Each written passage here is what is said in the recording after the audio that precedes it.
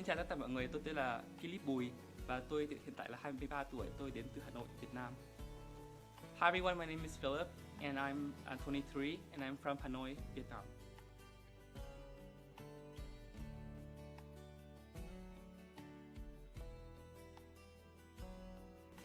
I'm I'm actually an alum from Creighton and I did study French as well as nursing. Okay, and now what are you doing? I'm currently a nurse at Emmanuel. I'm on the psychiatric floor of nursing. How did COVID-19 impact your country, and what did your country do to deal with it?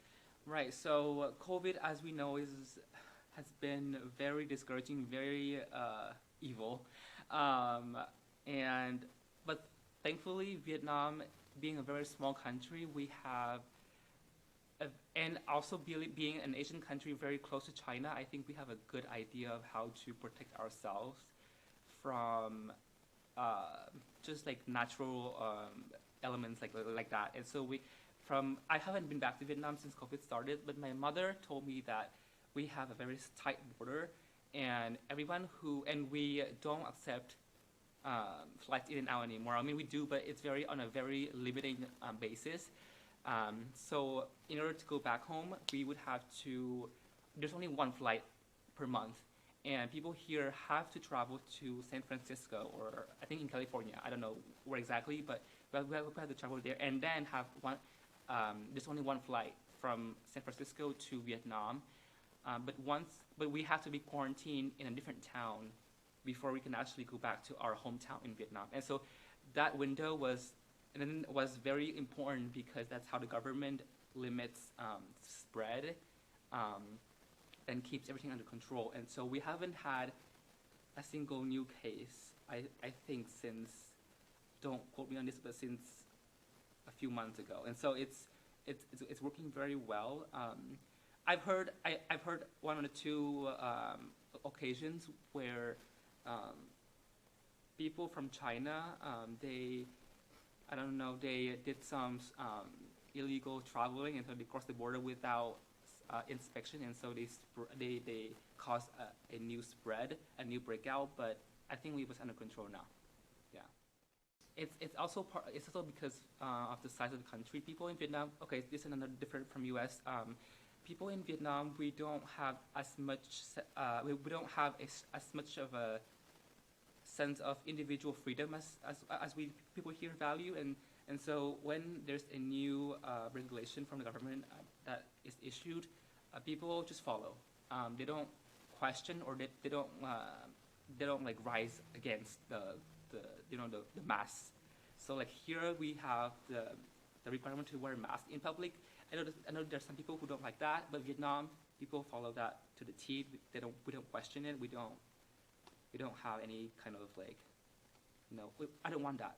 So I think that's very interesting, yeah. And that's kind of a cultural difference too. And I wonder, kind of, what is your take on this? On like, in your country, we just like don't question, we do what we are asked to, and here there's a lot of questioning. So, do you think that there's one that's better than the other, or should we maybe find like a middle way?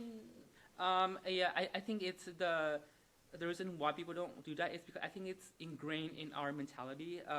Just the whole system is different. Like the politics in Vietnam it's a one-party government. It's socialist, communist. So I think people in Vietnam are used to not having the confidence or the motivation to actually go against the government, because that's not the option. And so, but I think there are pros and cons to that. It's a double-edged sword.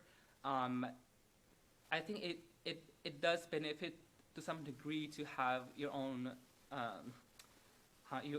say in whatever you do. But when it comes to healthcare, to people's health and safety, I think it's important to do whatever is good for the public and not just for your own good. So in that aspect, I think it's important to just follow the government, because I think in that sense of the word, the government is acting on people's best benefit. Yeah. Where were you when you learned about the quarantine? I was at my new apartment actually. It was, I think, late February, and I just finished my first semester of nursing, and so I spent more than half of my nursing education in quarantine, in COVID, and so it was interesting because as a nursing student you had to pass clinicals, and you have to go to hospitals to work as an intern, and so it was interesting to experience all that as a new student nurse, and as the whole world was experiencing a new pandemic. It was very scary. So you're a nursing student, so Mhm. and you have to go to these hospitals. Did you have to help maybe? With No, COVID? no, no. Because it was a new thing for everyone, students were not allowed to be in contact with COVID patients to be on the floor. Even during my internship later in the year, when I think it was in the summer of 2020, so it was like a few months after quarantine, after the initial lockdown, I still didn't have the option to be in contact with COVID patients. I had to have the N95 mask on top of the regular mask if I want to be even working in the hospital. So Sounds like a lot. yeah. I wonder when you heard about quarantine and you saw what was happening, that like stuff was actually shutting down. How did you feel? I was feeling a little. I was feeling like the world was ending because it was like something like that has never happened in my lifetime before, in our lifetime, and so it's only natural to feel a little bit weirded out by this whole experience.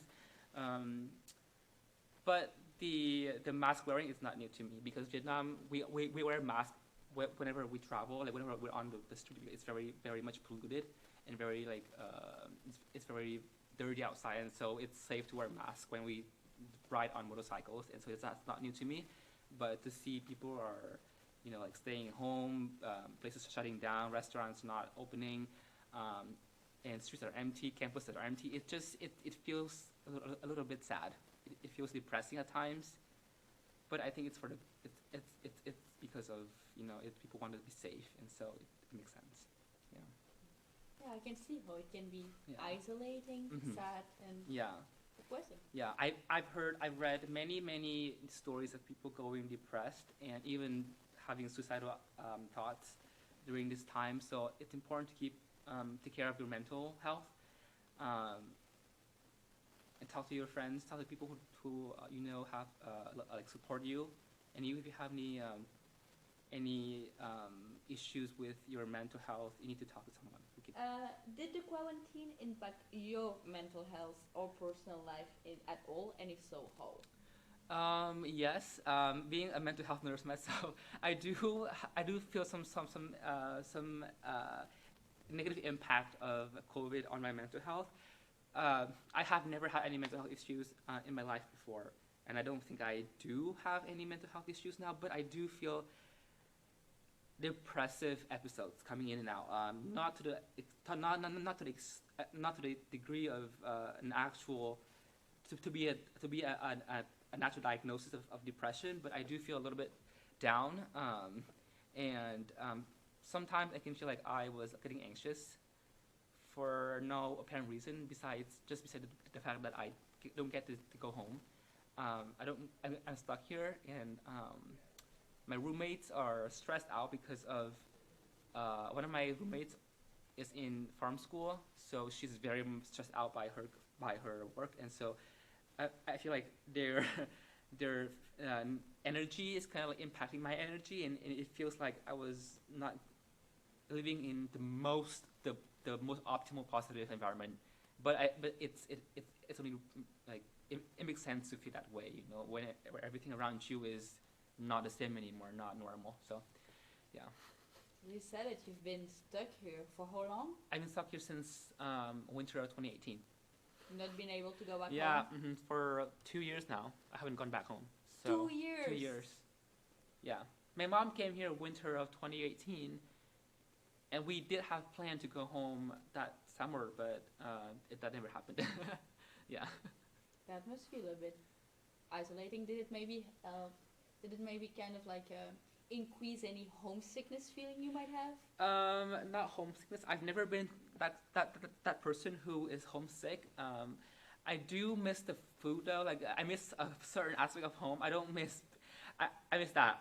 I miss just eating food and being outside and being talking in my language.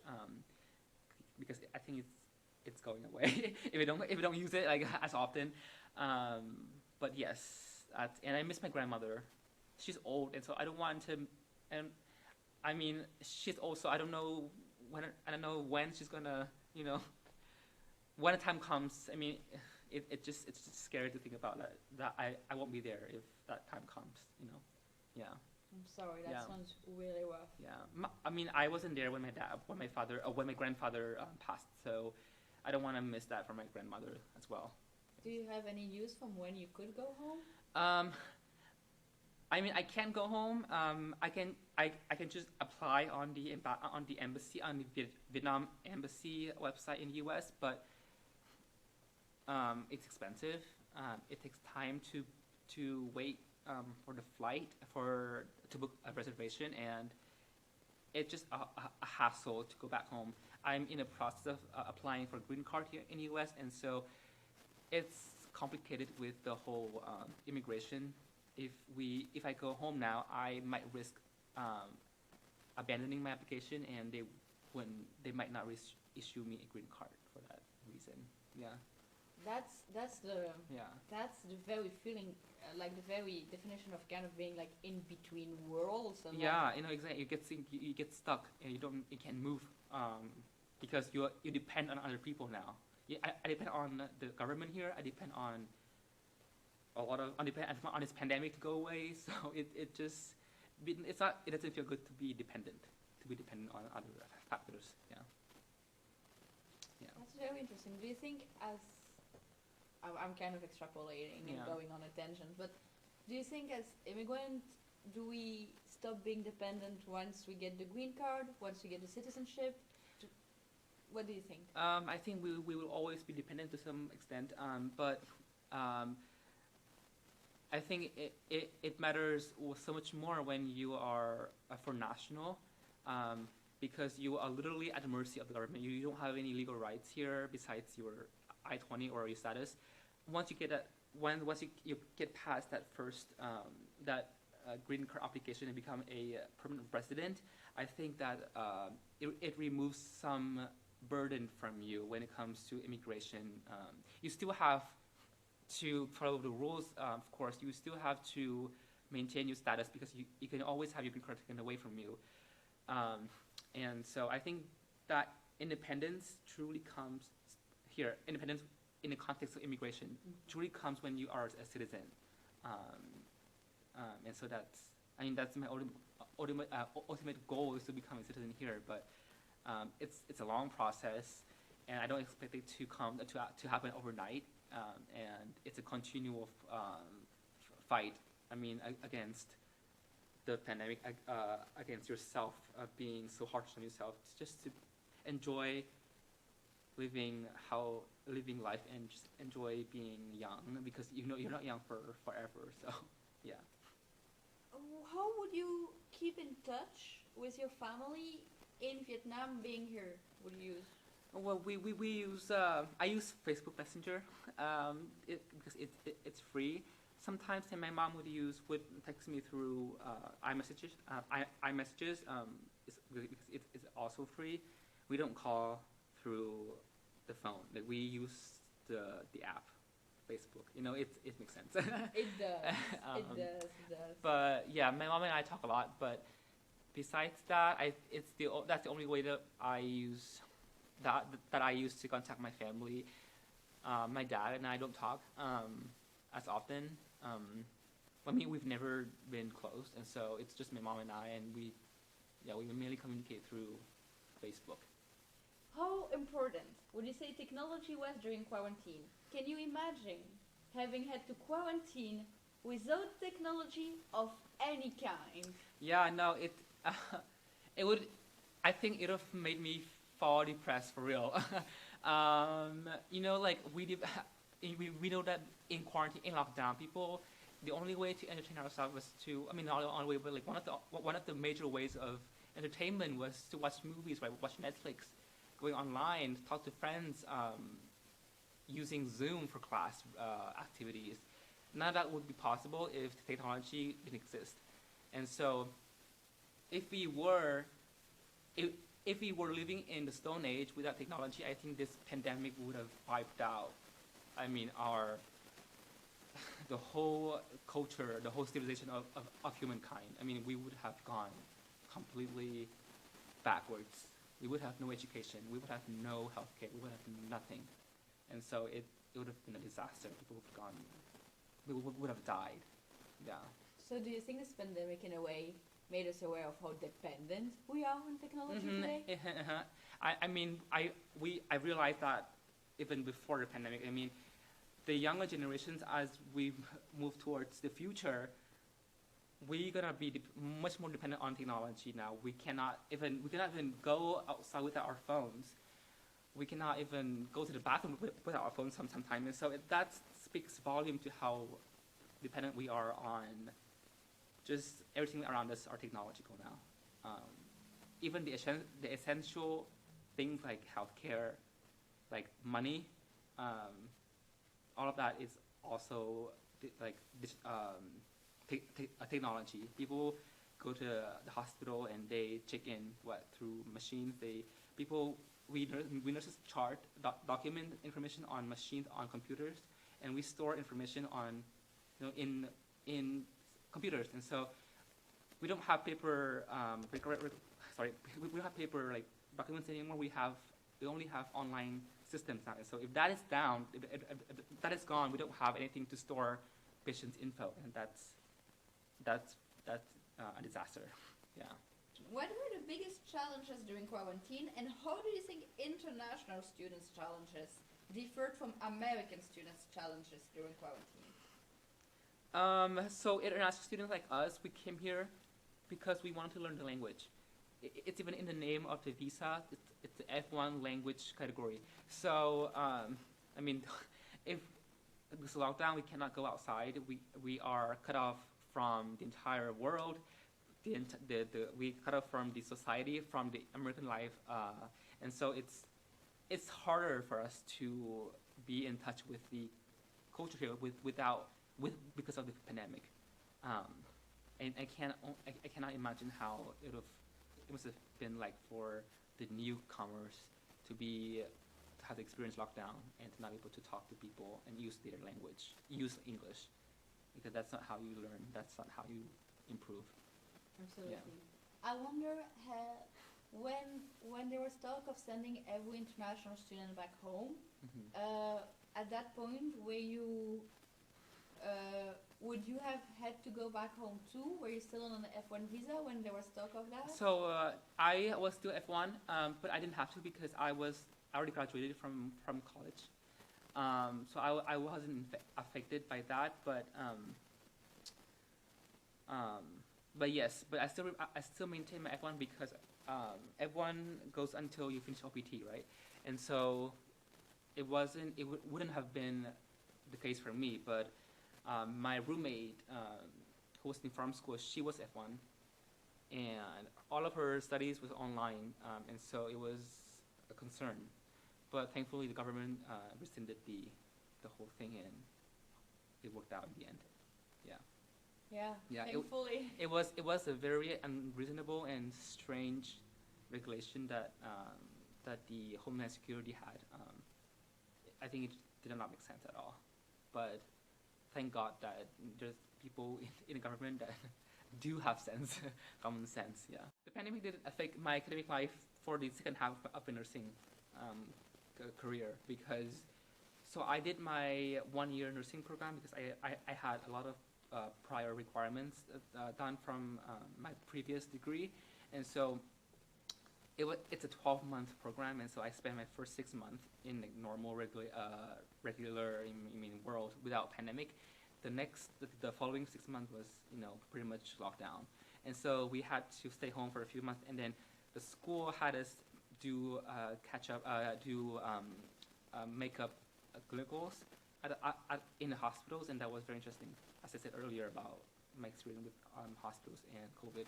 So that was how that was the extent to what my college life was affected. Did you have any particular way to cope with quarantine? Like some use sports, some use Netflix, some use anything you can think of. Did you have one thing that could help you? Yes, I do play music. I play the cello. I play the violoncelle. Uh, so I do play. I think my skills improve a lot since lockdown. I play a lot of that. And listen to music. So I would play along with YouTube or Spotify. It's like a mini concert for myself. And sometimes I would record myself playing and post on social media. So I mean, there are a few on my Instagram. So check it out.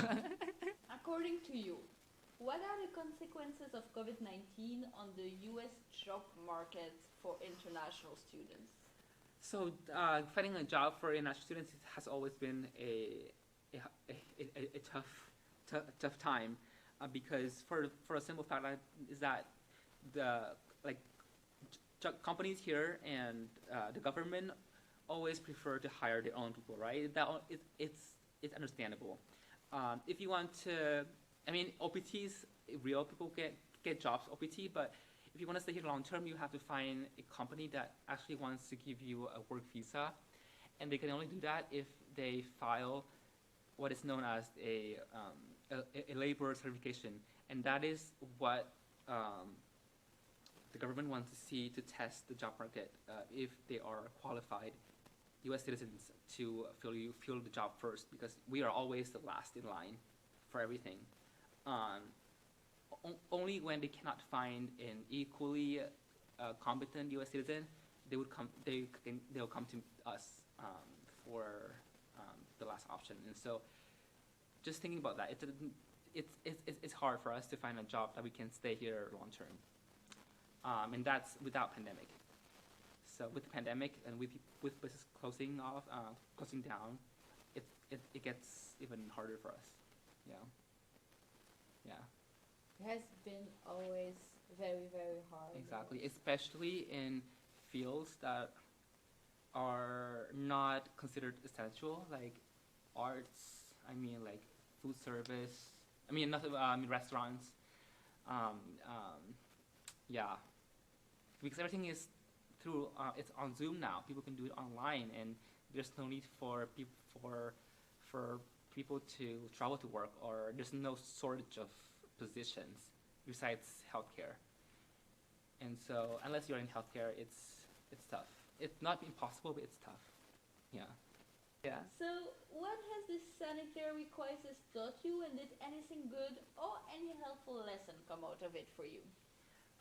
Yeah. So, I found myself using the hand soap a bit more, much more, washing my hands more thoroughly and more frequently. I find social distancing helpful because it gives me like personal space. It gives me it makes me feel more comfortable, knowing that that I'm protected to some degree because people are not as close to me. It's a sense of as comfort and a sense of security that I wouldn't get without social distancing. And I just think people in general are more aware and are more conscious of their health now, especially because there are guidelines in place for that. People wear masks, which I think is great. I love seeing people wearing masks outside, and so people are more respectful in terms of wanting to protect ourselves and want to protect other people, and that's good. Yeah. Okay. Yeah. So there's always light in darkness. What has being an international student taught you? Has it changed you as a person? You have already touched up on that, but please feel free to expand. Yeah. And what are some lessons you learned from that adventure? I mean, I have grown so much. I think I wouldn't have been, I wouldn't be as mature and as you know, as the person I am today without going studying abroad, because when I was at home, I was very dependent on my mom. Like I didn't have any freedom, any say in in what I can do. I even had to ask my mom if I want to go outside to buy it to the groceries, and so it's completely different. Like I would not be who I am today without this experience. Um, so it gave me the freedom to grow and to explore my identity as also a member of the LGBTQ community, because it would have been hard for me to come out in Vietnam, and it's I think it's great. It's a blessing to be here. So. What's next for you?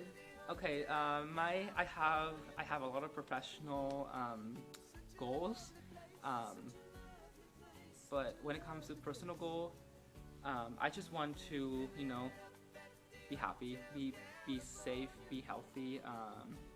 I want my family. I want my family back home to be healthy as well, and you know, just enjoying life. I want this pandemic to not go away, because it's impossible for it to go away, but for us to return to the way that it was to some degree.